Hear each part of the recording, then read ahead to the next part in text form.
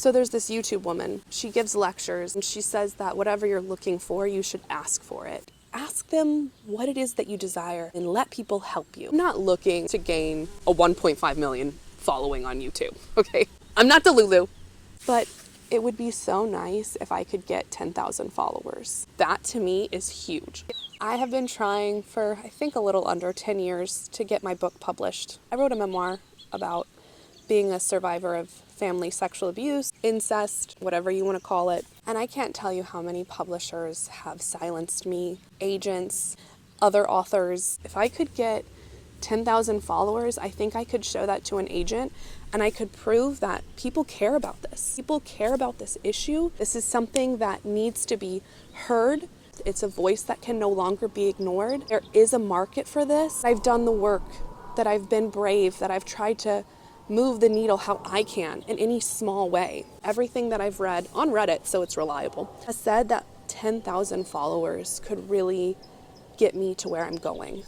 And it is my dream to publish my book. I want to publish my book and then I want to go visit it at my local library. That's my dream.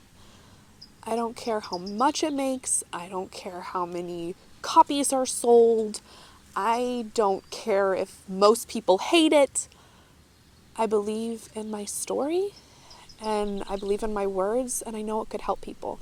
And I watched Field of Dreams as a kid, so I feel like if you build it, they will come, you know? Like, if I put the book out there, then the people who need it will find it and they'll also find me. And I'm always looking to connect. And I think the only way to do that is to build community.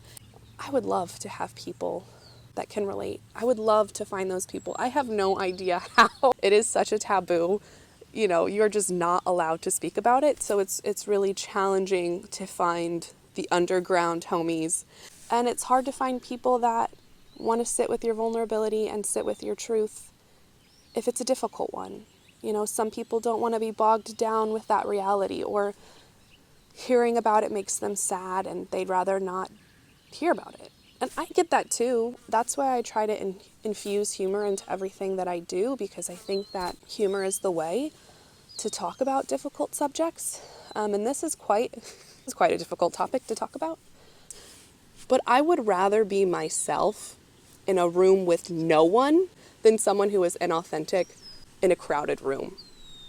And that's who I've always been. You know, if I have to speak alone and speak my truth, then that's what I'm going to do. You know, when you don't learn the lesson, the universe just keeps bashing you over the head with it. I don't know the lesson, you guys. I don't know the lesson, okay? Over and over and over and over again, I have to speak, and I have to speak my truth, and I have to speak it bravely, and then I get no support, and I'm alone, and I feel rejected.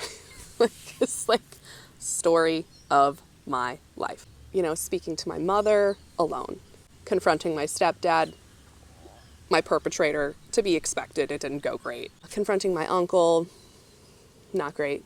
Talking to different agents about this book that I've written, not great. I had an author that's very successful that I really look up to, that I adore, tell me that she was going to read my whole book and give me feedback, and she wrote back 2 years later, and it was like, keep trying. It was something to that effect. You know, she didn't read it. She read the first 3 pages.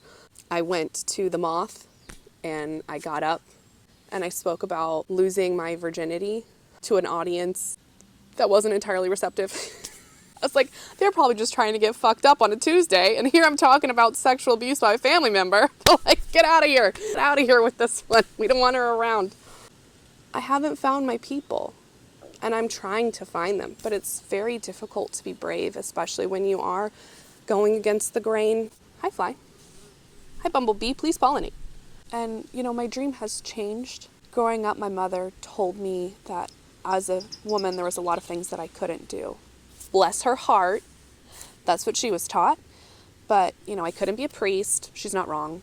I couldn't go to space. Women are now going to space. I couldn't be a bat boy. There are bat girls. There are young girls that run out and get the ball at baseball stadiums. And she told me I couldn't be a writer because that's what men do. So I was kind of left with one choice, which was acting, because females can be actors. And I went to NYU for acting because I was just so impacted as a young person by stories. That was always my escape, was books and movies and television. I feel like most people can relate, but I really believed that I would be able to impact others with my stories. And I thought that the method that I was going to do that through was acting. And I got into NYU for acting, and I graduated from college, and I went out to Los Angeles, and every single turn was I was just Me-Too'd left and right. Everything was just reaffirming that my only value was in my sex, that if I was going to get any role that was going to be on television, I would have to be naked, that the kind of roles that I would get would be a certain kind of woman. They wouldn't be strong or empowering. They would be meek, or they would be sexually assaulted, or they would be sex workers. And I have no discrimination towards sex workers, but with my history of sexual abuse, I do not feel empowered being naked. I would feel re-victimized. And every time I was put in audition rooms where I would have to say a sexy monologue to get a role, it was just too much. It became too much. And so I had to give up on my dream to maintain myself, to maintain my worth, to maintain my convictions, and to not allow the universe or another man in power to abuse me again. I had to protect myself in the ways that my mother never did. But giving up that dream was really hard. And it kind of made me wonder, what am I going to do in this life to impact people or make a difference? And here we are. I really think that my path forward is to have this book published. I really want to get my memoir published.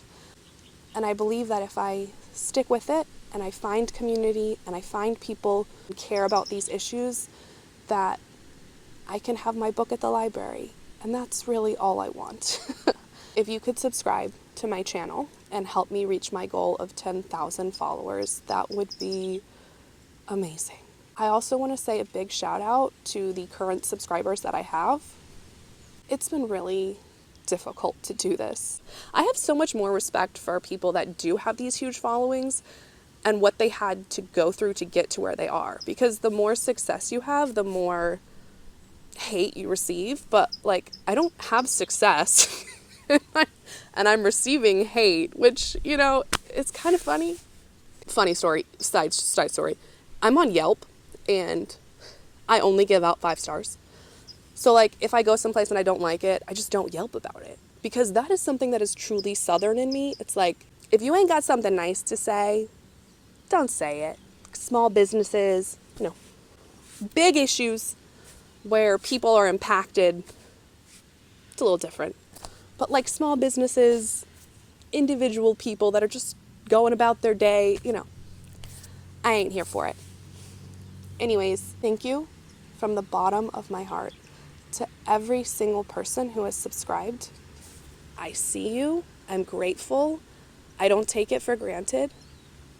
This is so difficult for me, so anytime I see that number go up, no matter how small, I'm really moved. I'm not going to stop because I believe in what I'm doing, and I know I can help myself, and I know I can help others, but it's been hard. So thank you. Thank you for seeing me and hearing me, and for all of the positivity I've received. It's been beautiful. Onwards and upwards. Never talk about this. Never talk about.